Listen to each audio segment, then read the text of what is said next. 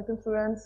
I am Abdan Dalib and I am here to teach you history of Indian literature which code is 306.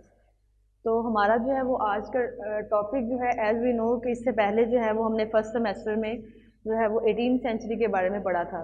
तो हमारा जो है वो next ये new जो है वो टॉपिक है जो कि introduction to the romanticism, romantic age.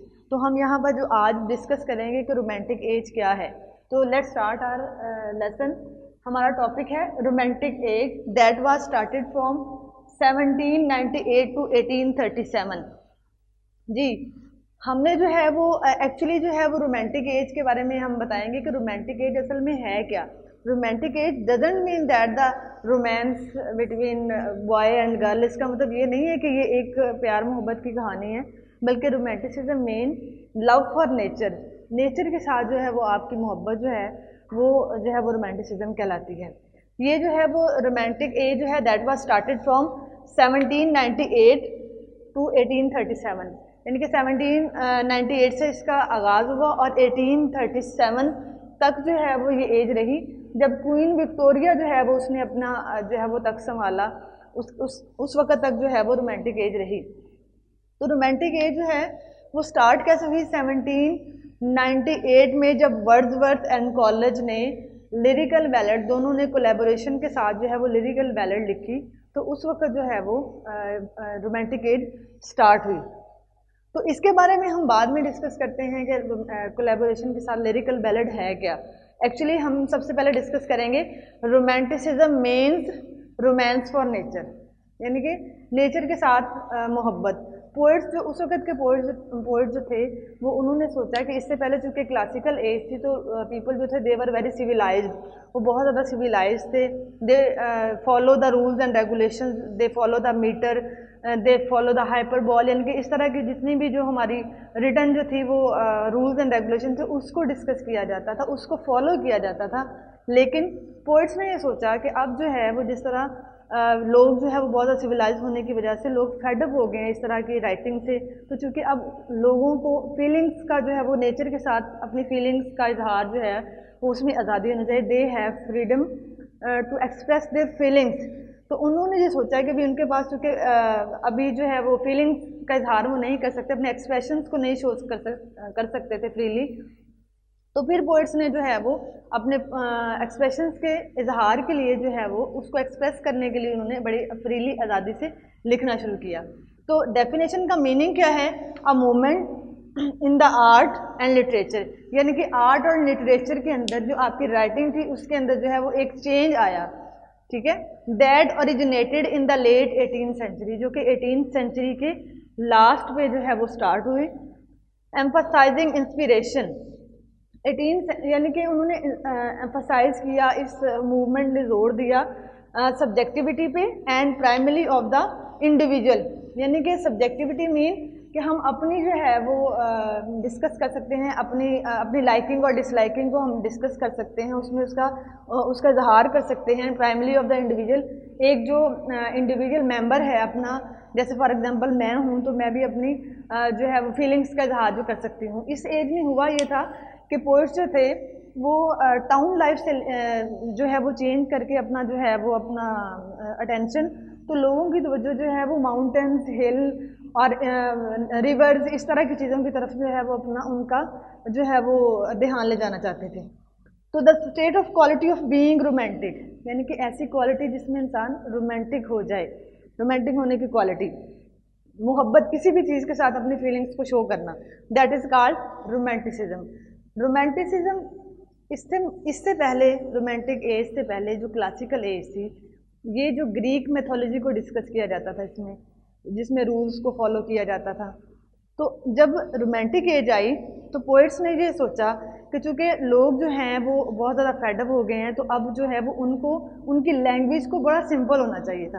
तो जब वर्ड्सवर्थ और कॉलेज ने जो है वो कोलैबोरेशन के साथ लिरिकल बैलेड लिखी, तो उन्होंने ये लिरिकल बैलेड जो है that is the collection of poems, जिसमें ज़्यादा पोएम्स जो है वो वर्ड्सवर्थ ने लिखी और कम पोएम्स जो है वो कॉलेज ने लिखी। तो इन दोनों ने जब पोएम्स लिखी तो उसमें इन्होंने यूज़ ऑफ सिंपल लैंग्वेज, यानी कि सिंपल डिक्शन का इस्तेमाल किया। उनकी लुगत, उनकी लैंग्वेज जो थी वो सिंपल थी। क्योंकि इससे पहले जो था वो रूल्स को फॉलो करते थे, तो लैंग्वेज भी बहुत टफ थी, क्लासिकल लैंग्वेज। लेकिन जब रोमांटिक एज स्टार्ट हुई तो राइटर जो है उन्होंने ये सोचा कि भी अब जो है वो आम जो है कॉमन पीपल की, ले मैन जो है कॉमन पीपल की लैंग्वेज को कॉमन पीपल जो है वो उनके लिए जो है वो लिखा जाए। इसलिए जो है उन्होंने सिंपल जो है वो डिक्शन का यूज़ किया इसमें, वर्ड्सवर्थ एंड कॉलेज ने। तो अब हम ये देखते हैं कि रोमांटिक एज में क्या क्या हुआ। रोमांटिक एज स्टार्ट कैसे हुई, क्योंकि उस वक्त जो है वो इंडस्ट्रियल रेवोल्यूशन, हमारा जो है वो फर्स्ट पॉइंट है, इंडस्ट्रियल रेवोल्यूशन जो है वो स्टार्ट हो गई थी। लोग जो है वो पीपल मूव टू सिटीज़, लोग जो है वो शहरों की तरफ उन्होंने मूव करना शुरू कर दिया था, कच्ची बस्तियां बनाने शुरू कर दी और मोहल्ले वगैरह इस तरह की जो है वो नई नई बिल्डिंग, नई नई जो है वो आबादियां बसने लगी, जिसकी वजह से जो है वो शहरों में आबादी बढ़ गई, बीमारियां फैलने लग गई और बहुत सारे मसाइल का सामना हुआ। तो ये इंडस्ट्रियल रेवोल्यूशन भी हुई उस वक्त। अमेरिका जो है वो आज़ाद हुआ उस वक्त, America got independence at that time, और जॉर्ज थर्ड जो था was the king of England at that time. जब अमेरिका आज़ाद हुआ तो जॉर्ज थर्ड जो था वो इसका इंग्लैंड का बादशाह था, तो उसकी मौजूदगी में जो है वो अमेरिका जो है वो आज़ाद हुआ। इसके बाद जो है वो फ्रेंच रेवोल्यूशन भी उस वक्त चल रही थी। French revolution that was the movement in which the people fought for the to get the right of their own, अपने जो है वो right of the individual person, अपने एक जो है वो इंडिविजुअल पर्सन अपना जो है वो हकूक़ के लिए उन्होंने जंग लड़ी। तो that was the reason to start the romantic age. Romantic age के स्टार्ट होने की रीज़न है कि इसमें इंडस्ट्रियल रेवोल्यूशन जो है वो हुई उस वक्त, अमेरिका आज़ाद हुआ और फ्रेंच रेवोल्यूशन भी उस वक्त स्टार्ट हुई। तो लोग जो है वो जो पोइट्स थे उस वक्त के पोइट राइटर्स थे, उन्होंने सोचा कि फीलिंग्स और इमोशन जो है वो चूँकि एनलाइटमेंट की एज थी, इससे एज ऑफ रीज़न थी, तो फीलिंग्स और इमोशन जो है वो that have disappeared at that time, उस वक्त वो गायब हो चुकी थी ड्यू टू रीज़न। यानी कि लोग जो थे they focus on reason rather than imagination. लोग जो है वो इमेजिनेशन पर जो है वो फोकस करने की बजाय लोग thought about nature. Romantic as में लोगों ने नेचर के बारे में पोइट्स ने फोकस किया रादर देन जो है वो reason. Poet thought about nature and focus on imagination then reason, यानी कि रीज़न की बजाय उन्होंने इमेजिनेशन पर फोकस किया। French revolution inspired romantic poets, French revolution ने भी जो है वो रोमांटिक पोइट्स को इंस्पायर किया। That's why romantic age started and the writers started to write about the nature and about the simple things, simple feelings and their own feelings freely। लोगों ने अपनी उसके बारे में लिखना स्टार्ट कर दिया जी। नेक्स्ट जो है वो हम जैसा कि आपको समझ आ गई कि जो रोमांटिक राइटर्स थे, रोमांटिक एज स्टार्ट क्यों हुई। रोमांटिक एज के अंदर जो है वो हमारी दो जनरेशन में इनके राइटर्स को डिवाइड किया गया है, जिसमें हमारी फर्स्ट जनरेशन में रॉबर्ट बर्न्स, विलियम ब्लेक, ये जो है हमारे इनिशियल जो राइटर्स थे ये थे। रॉबर्ट बर्न्स जो था ये सबसे फर्स्ट पे रोमांटिक एज भी आया। उसके बाद जो है विलियम ब्लेक और विलियम वर्ड्सवर्थ। विलियम ब्लेक को जो अपनी लाइफ के अंदर तो इतनी ज़्यादा जो है वो फेम हासिल नहीं हुई, लेकिन अपनी लाइफ के बाद जो है वो इसके काम को काफ़ी रिकग्नाइज किया गया। इसके बाद जो है वो सैमुअल टेलर, विलियम वर्ड्सवर्थ जैसा कि आपको पता है ये पोएट लॉरिएट भी रहे हैं, तो इसके सैमुअल टेलर कॉलरिज जैसे कि इन दोनों ने मिलकर जो है वो लिरिकल बैलेड लिखी। असल में रोमांटिक एज का स्टार्ट ही इन दोनों से हुआ। Walter Scott and Robert Southey ये जो थे ये फर्स्ट जनरेशन के राइटर्स हैं, और इन राइटर्स को लेक पोइट्स भी कहते हैं। ये पोइट्स जो थे वो इनको लेक पोइट्स इसलिए कहते हैं क्योंकि इन्होंने जो है ये इनमें से कुछ जो हैं वो राइटर्स जो हैं वो लेक वाली जो है वो इलाके में रहते रहे हैं काफ़ी अर्से तक, इसलिए इनको लेक पोइट्स भी के नाम से जाना जाता है। तो जेन, इसके बाद सेकंड जनरेशन है। सेकंड जनरेशन में जेन ऑस्टन है, लॉर्ड बायरन, पीबी शेले है, जॉन कीट्स है और मैरी शेले है। ये राइटर जो है वो सेकंड जनरेशन में आते हैं, जिसमें जेन ऑस्टन का आपको पता है कि she is the most famous novelist. Jane Austen जो है she is not the poet, she is the novelist. Jane Austen novelist है। Lord Byron, PB Shelley, John Keats and Mary Shelley ये second generation के जो है वो poets हैं जी। इसमें जो है वो आपको ये भी हम बता दें कि जो विलियम वर्ड्सवर्थ सैमुअल टेलर जो है वो कॉलेज जो है, जिस वक्त इन्होंने अपनी राइटिंग लिखी, जिस वक्त इन्होंने अपनी पोइट्री लिखी, तो उस वक्त जो है ये शैले, जॉन कीट्स और मैरी शैले, ये शायद उस वक्त जो है वो स्कूल एज में होंगे, अपने स्कूल जाते होंगे, यानी कि इनमें एज डिफरेंस भी बहुत ज़्यादा था। तो इनके ख्यालात भी जो है वो, इनके थॉट्स भी जो है वो दोनों से आपस में दोनों टोटली डिफरेंट थे। और रोमांटिक एज जो है असल में actually that is the revival of, इस एज को हम रिवाइवल ऑफ रोमांटिक एज भी कहते हैं, इसलिए कहते हैं कि that was started in the Shakespearean age. Shakespeare की एज में जो है वो रोमांटिक एज स्टार्ट हुई। तो उसके बाद जो है वो क्लासिकल एज आ गई। शेक्सपियर की एज के बाद मुख्तलिफ जो है वो प्यूरिटन एज आई, फिर जो है वो क्लासिकल एज आई। तो उसके बाद जो ये राइटर्स थे, इन्होंने जो है वो जो रोमांटिक जो इंस्पिरेशन थी, जो रोमांटिक थॉट्स थे, फीलिंग्स थी, वो दबी हुई थी। तो इन्होंने उन दबी हुई रोमांटिक फीलिंग्स को जो है वो दोबारा से जो है वो एक तरह से जो है उसको डिस्कवर किया, ताकि जो है वो लोगों को पता चले। इसलिए हम इसको रोमांटिक रिवाइवल भी कह सकते हैं। तो स्टूडेंट्स, ये है हमारा जो है वो आज का introduction about the romantic age. तो let's we discuss in briefly. दोबारा से हम इसको डिस्कस करेंगे कि इसमें क्या क्या हमने पढ़ा। कि रोमांटिक एज स्टार्ट हुई 1798 से, जब जो है वर्ड्सवर्थ और कॉलेज ने जो है वो लिरिकल बैलेड लिखी। Romantic means romance for nature, और इसकी डेफिनेशन आपको दी गई है कि इसका मतलब ये है कि एक इंडिविजुअल पर्सन जो है, he has the freedom to express his और हर फीलिंग्स फ्रीली। इसके बाद जो है इसमें जो है वो आप अपनी मर्ज़ी से अपनी लाइकिंग और डिसलाइकिंग का इजहार कर सकते हैं। रोमांटिक एज स्टार्ट क्यों हुई? क्योंकि उसके बहुत सारे रीजंस हैं, जिसमें इंडस्ट्रियल रेवोल्यूशन भी एक रीज़न है कि लोग जो है वो मूव करना शुरू कर गए जो है वो शहरों की तरफ, और नई नई बस्तियां बनी। अमेरिका जो है वो got independence at that time, और फ्रेंच रेवोल्यूशन भी स्टार्ट हुई। इसके अलावा जो है वो फीलिंग्स और इमोशन जो थे जी, उसके बाद जो है वो पोइट्स ने क्यों सोचा? पोइट्स ने ये सोचा कि फीलिंग्स और इमोशन जो है वो ड्यू टू रीज़न, यानी कि क्लासिकल एज की वजह से वो गायब हो गए हैं, डिसअपियर हो गए हैं। लोग जो है वो अपनी फीलिंग्स के बारे में नहीं सोचते, बस रूल्स एंड रेगुलेशंस के बारे में सोचते। तो उस पोइट्स ने सोचा कि शायद उनको जो है वो नेचर पर फोकस करना चाहिए, नेचर और इमेजिनेशन पर फोकस करना चाहिए रादर देन रीज़न की बजाय। तो जितने भी राइटर्स उस टाइम के लिखते थे उस वक्त, फिर उन्होंने उनकी राइटिंग में देखा कि नेचुरल लैंडस्केप का यूज़ होना ज़रूरी है, कि क्या कोई नेचुरल ऑब्जेक्ट का इस्तेमाल किया गया है उनकी राइटिंग में या नहीं। तो फ्रेंच रेवोल्यूशन भी जो है वो इसने भी इंस्पायर किया उस वक्त के रोमांटिक राइटर्स को। तो ये चीज़ें जो है ये वजह बनी रोमांटिक एज के स्टार्ट होने में।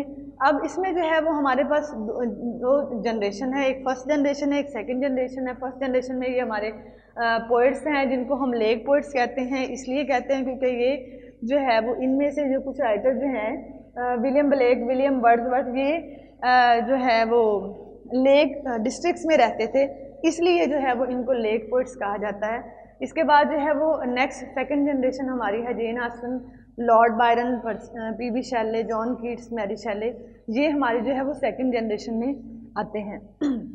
इसके बाद हमारा जो है वो William Hazlitt and Charles lamb, these were the novelist of romantic as, और ये क्रिटिक्स भी थे। अच्छा जी, इसमें हम आपको बताएं रॉबर्ट साउदी जो है ये वाल्टर स्कॉट जो है ये नॉवेलिस्ट है। रॉबर्ट साउदी भी पोइट है, लेकिन ये है कि ये भी पोइट लॉरिएट रहे। रॉबर्ट साउदी भी पोइट लॉरिएट रहे, और इनके बाद काफ़ी देर ये पोइट लॉरिएट, इनके बाद वर्ड्सवर्थ जो है वो पोइट लॉरिएट रहा, और इनके बाद जो है वो अल्फ्रेड टेनिसन जो है वो पोइट लॉरिएट रहे। यानी कि ये अपने दौर के जो है वो फेमस राइटर्स थे। फेमस पोइट भी कह सकते हैं, फेमस नॉवलिस्ट भी कह सकते हैं, फेमस राइटर्स भी कह सकते हैं। इनमें से कुछ नॉवलिस्ट हैं, कुछ जो है वो क्रिटिक भी हैं।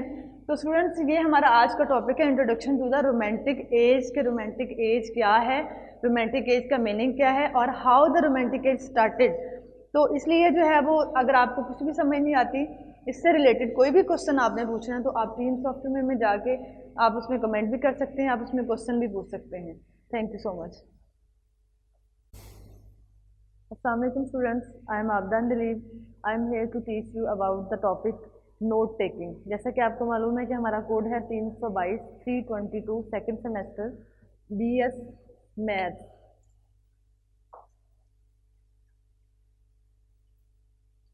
BS maths. तो we will discuss about the topic note taking technique. Note taking technique जो है that is related to the listening. Listening जो है वो जिस तरह जब हम जो है वो सुनते हैं, the speaker speaks and the listener listen to the speaker. Speaker जो है वो लिसनर जो है वो स्पीकर को सुनते हैं। जैसे I am talking to you, मैं आपसे बात कर रही हूँ, तो सुनने वाले जो हैं वो स्पीकर की बात को सुनते हैं। तो that is related to the listening. Note taking technique जो है वो actually that is related to the listening technique. So note taking technique is a process, ये एक ऐसा प्रोसेस है ऑफ समराइजिंग इंफॉर्मेशन को समराइज करने का from spoken material. Spoken material से इंफॉर्मेशन को समराइज करना जो है वो दैट इज़ कॉल्ड जो है वो note taking technique. For example, जिस तरह आपको मालूम है कि स्टूडेंट जो है वो डेली क्लास में लेक्चर लेते हैं, तो you have the notebooks of every subject. आपके पास जो है वो हर सब्जेक्ट की अलग अलग जो है वो डिफरेंट सेपरेट जो है वो नोटबुक्स और जो है वो रजिस्टर्स वगैरह होते हैं, जिसमें आप जो है वो अपना टीचर से लिया हुआ लेक्चर जो है वो उसके इम्पोर्टेंट पॉइंट जो है वो नोट करते हैं। तो एक्चुअली यही जो है वो नोट टेकिंग टेक्निक है। तो नोट टेकिंग टेक्निक में होता क्या है कि स्टूडेंट्स हैव टू जो है वो स्टूडेंट जो है वो अटेंटिव उसको होना पड़ता है, और ही फोकस जो है वो फोकस करता है on the main points of the speaker के जो मेन पॉइंट्स हैं जो वो उस टॉपिक से रिलेटेड दे रहा होता है उस पर जो है वो उसको फोकस करता है। इसमें जो है वो ये हमारा क्या करता है, ये keep accurate record of material का जो एक्यूरेट रिकॉर्ड है that is given by the speaker जो है वो आपको एक मटेरियल देता है, इंफॉर्मेशन देता है, तो उसके बारे में आप जो है वो उसको रिकॉर्ड रख सकते हैं अपने पास और help us to follow the lecture. Follow किस तरह लेक्चर को कर लेते हैं, as you have to write down the main points of the lecture, so you should be attentive during lecture. तो आपको लेक्चर के दौरान जो है वो आपको बड़ा अटेंटिव होना पड़ता है। तो इसमें जो है अब आपको जैसे कि समझ आ गई होगी कि नोट टेकिंग टेक्निक जो है दैट इज़ द प्रोसेस, ये एक ऐसा प्रोसेस है जिसमें जो है वो लिसनर जो है वो सुनने वाला जो है वो स्पीकर के बात को बहुत तवज्जो से सुनता है और फिर उसके मेन पॉइंट्स को नोट करता है, that is called the note taking technique. और आपको पता है कि जैसे स्पीच जो है, the speed of the speech is faster than the speed of writing से जो है वो बोलने की स्पीड जो है वो बहुत ज़्यादा होती है और हम लिख उस स्पीड से नहीं सकते। लेकिन इसमें जो है वो राइटर है, सुनने वाला जो लिसनर है, उसको फुल अटेंशन जो है वो tension is required for note taking या for writing the main points, ठीक है। और इसमें हमें ये भी नहीं है कि आपको बहुत सारे हर एक पॉइंट को जो है वो लिखना ज़रूरी है, बल्कि इसमें मेन पॉइंट्स को जो है वो आप सिर्फ लिख सकते हैं। इसके जो मेथड जो है वो नोट टेकिंग का वो क्या है, इसमें जो है वो need to note speaker's main point, आपको ज़रूरत होती है स्पीकर के मेन पॉइंट्स को नोट करने की, and supporting evidence. For example, अगर स्पीकर जो है वो आपको कोई भी टॉपिक समझा रहा है तो उस टॉपिक से रिलेटेड वो जो भी उसको सपोर्टिंग एविडेंसेस जो एग्जांपल्स वहाँ पर पेश कर रहा है, आप उसको लिखें और उसके मेन पॉइंट्स को नोट करें और उनके सपोर्टिंग एविडेंसेस और एग्जांपल्स को नोट करें। इसके अलावा इनकोड मटेरियल से मीनिंग ये है कि जैसे स्पीकर जो है वो बोलता है तो उसको जो है वो जब वो बोल रहा होता है तो he is coding the information वो कोड कर रहा होता है, और जब आप समझ रहे होते हैं तो उस वक्त वो डिकोड कर रहे होते हैं। लिसनर जब सुनता है उसको समझता है तो उसको डिकोड करता है, और जब आप लिसनर समझ कर उसको जो है वो अपने वर्ड्स में उसको स्पीकर की इन्फॉर्मेशन को अपने वर्ड्स में लिखता है तो उसको इनकोडिंग कहते हैं। तो वो कहते हैं कि मेन जो है वो नीड टू नोट स्पीकर को ज़रूरत है स्पीकर के मेन पॉइंट्स को लिखने की ज़रूरत है, और उसके बाद इनकोड मटेरियल यानी कि मटेरियल को इनकोड करें, अपनी राइटिंग में इसमें लिखें। असल में होता ही इसमें ये है कि मटेरियल को इनकोड किया जाता है। उसके बाद जो है मेक कनेक्शन, क्या करते हैं आप, जो आपकी राइटिंग इन्फॉर्मेशन है, जो आप रिटन इन्फॉर्मेशन जो आप लिख चुके हैं स्पीकर की इन्फॉर्मेशन से, उसको आप उसमें कनेक्शन करें टू द लर्न इन्फॉर्मेशन। जब आप जो इन्फॉर्मेशन आप गेन कर चुके हैं फ्रॉम द स्पीकर, तो उसको हम जो है वो उसमें कनेक्शन करते हैं, कनेक्शन जो है वो डेवलप करते हैं। उसके बाद आप उसको कनेक्शन डेवलप करने के बाद उसको आप फ़ौरन से immediately you should check the information whether you have noted the extra information in that notes. आपने कहीं एक्स्ट्रा इन्फॉर्मेशन तो नहीं दी, तो इसमें जो है वो आप फ़ौरन चेक करें, जो आपकी एक्स्ट्रा इन्फॉर्मेशन है वो आप इसको रिमूव कर सकते हैं। और only the main points should be included in your note taking technique, that is the technique. तो स्टूडेंट, ये है हमारा आज का टॉपिक जिसमें हमने पढ़ा note taking technique in listening. Actually that is related to the listening technique, जिसमें आप स्पीकर की कही हुई बात को, उससे उसकी दी हुई इंफॉर्मेशन को आप अपने वर्ड में, अपनी राइटिंग में, अपनी समझ के मुताबिक जो है वो जब आप नोट कर लेते हैं, that is called note taking technique. तो ये एक प्रोसेस है summarising information from spoken material, बोले हुए मटेरियल के साथ जो है, जिससे जो आप इंफॉर्मेशन लेते हैं उसको नोट करना है। और ये आपको क्या करता है, रिकॉर्ड को जो है वो एक्यूरेट जो है वो keep accurate record of material, जो आप मटेरियल इंफॉर्मेशन है उसका आप एक्यूरेट रिकॉर्ड रख सकते हैं। और हेल्प हमें करता है टू फॉलो द लेक्चर को हम जो है वो अटेंटिवली सुन सकते हैं, ताकि जो है वो हम इसके इंपॉर्टेंट पॉइंट्स को नोट कर सकें। इसको जो है वो करने का मेथड नोट टेकिंग का ये है कि इसमें जो लिसनर है उसको जो है वो बहुत ज़्यादा अटेंटिव होना पड़ता है और फोकस बहुत ज़्यादा करना पड़ता है स्पीकर की बात पर, और उसके मेन पॉइंट जस्ट नोट करने पड़ते हैं। और इनकोड मटेरियल, यानी कि जो सुना हुआ मटेरियल है, जो आप सुन रहे हैं इस वक्त, जो लिसन कर रहे हैं, उसको जो है वो अपने वर्ड्स में लिखना, जो है वो इनकोडिंग मटेरियल, आप उसको इनकोड करें मटेरियल को, उसको नोट करें। और फिर उसके बाद नोट करने के बाद आप मेक कनेक्शंस उसमें टू लर्न इन्फॉर्मेशन, जो आप इन्फॉर्मेशन लर्न कर चुके हैं उसमें कनेक्शंस डेवलप करें और चेक इन्फॉर्मेशन इमीडिएटली। और इसको करने के बाद आप फ़ौरन ही, जिस तरह ही आपका लेक्चर ख़त्म हो जाए, जो भी इन्फॉर्मेशन है आपकी गिवन वो आपकी ख़त्म हो जाए, आपने नोट कर चुके हैं, उसको फ़ौरन से चेक करें और उसमें जो भी एक्स्ट्रा मटेरियल है उसको रिमूव कर सकते हैं। और ओनली द मेन पॉइंट जो है वो can be included in that जो है वो इन्फॉर्मेशन। सो स्टूडेंट, ये है हमारा आज का टॉपिक नोट टेकिंग टेक्निक। सो उम्मीद है कि आपको समझ आई होगी, और अगर कोई भी फिर भी इससे रिलेटेड आपको कोई भी प्रॉब्लम हो तो आप ग्रुप में जो है वो कमेंट कर सकते हैं। Thank you.